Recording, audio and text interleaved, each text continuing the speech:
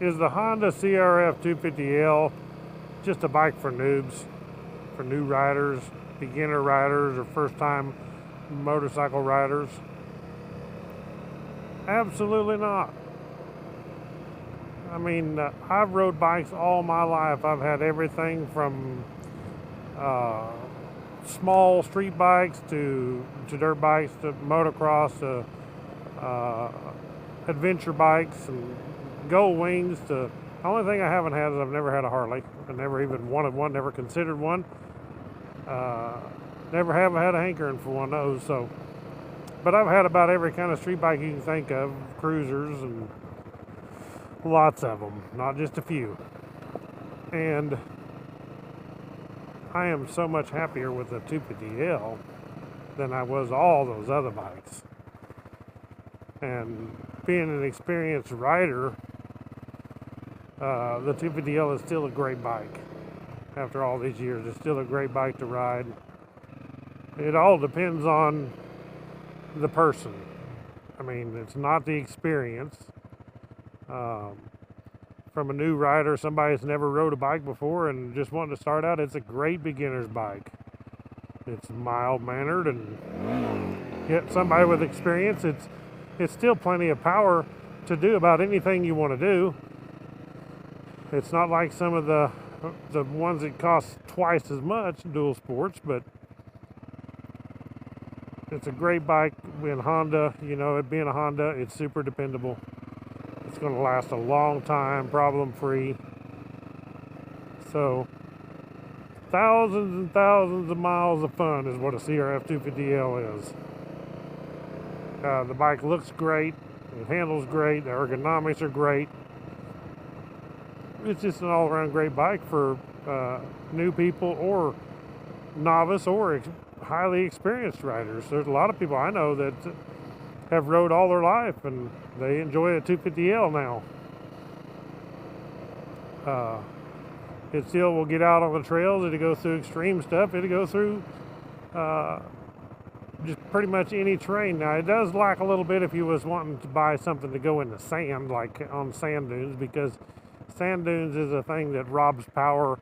It takes a lot of power to run in the sand, and there is people that do it, but you have to keep it on the pipe to do sand. So in sand, kind of the way it goes is the more power the better. But for the most part, I can take this thing pretty much anywhere. It's not like it's awesome on the highway. It speeds over 70 if you had to go very far. But I just love it. Riding back and forth to work on it every day. Going off riding 2-up with my wife on back roads. We've traveled a lot of miles together on back roads. Sometimes we'll leave from the house and just go exploring back roads and spend a day. Sometimes we'll take this thing on a camp trip. We even throw it. We would put it on the back of the Jeep Wrangler. Now we put it in the back of the Gladiator, haul it to a place, and then go camping, have the dual sport with us so we can go out on rides and leave the Jeep sitting, because there's a lot of places that the Jeep just well, it might go, but you scratch it up pretty good, and we don't want to tear up the new Gladiator, so we take the 250L and we can fit in pretty tight spots, a lot smaller trails than you would in a vehicle. And places have a lot of single track riding. 250L is great for that. There's a lot of people on YouTube that actually ride extreme off-road on 250Ls. And the 250L is a good bike to mod. There's several mods out there for performance you can get, and to big bore kits, to exhaust, to fuel injection, the performance for it. And so a lot of things you can do to make the bike fit you more. Tire choice is another good thing on a 250L.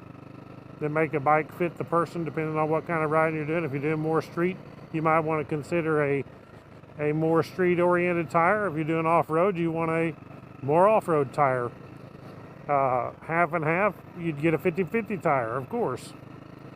I like a tire that's more leaning toward the off-road, more like a 80-20 tire, 80 off-road, 20 on the highway is good. or even a 90-10, so 90% off-road, because I do ride highways, but not much. I'd rather sacrifice a little bit on the highway to have better performance off-road.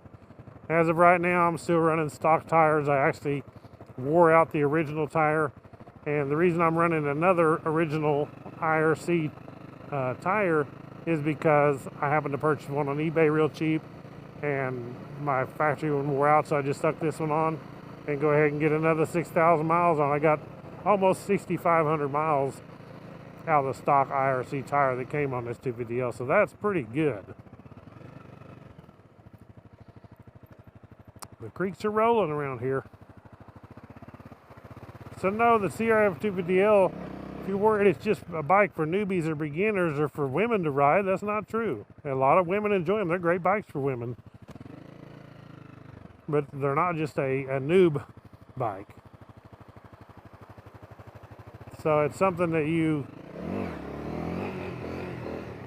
can get, and you can grow into riding more off-road, more the more better you get on the bike when you start out, the more off-road stuff you'll be wanting to do, and the more back roads, and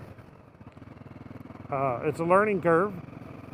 The 250L is great because you can ride it back and forth to work and commute, and ride it off-road and ride it on back roads, and it's not just street-oriented or not just dirt-oriented where you're not allowed to ride it on the street because you have license plates on it. So, super good choice, super good bike.